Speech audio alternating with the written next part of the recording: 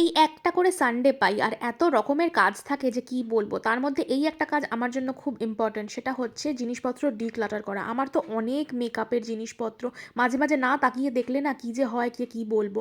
তো দেখো কতগুলো নেল পলিশ বার করেছি, কিছু কিছু তো একদম শুকিয়ে গেছে, কিছু কিছু জাস্ট শুকিয়ে যাবে যাবে করছে। তো সব কিছুকে আলাদা করলাম। আর আমার এই তাকটায় ধুলো দেখছো, মানে কতদিন পরিষ্কার করা হয়নি কারণ টাইমই হয় না।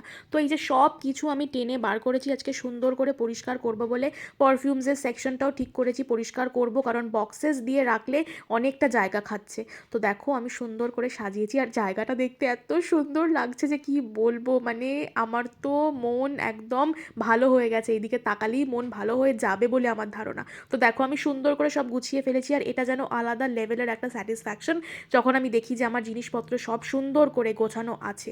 তোমাদের কাদের কাদের এই ব্যাপারটা আছে আমাকে ডেফিনেটলি জানিও, আর আমার সাজানোটা কেমন হয়েছে সেটা জানাতে কিন্তু ভুলো না। টাটা, বাবাই।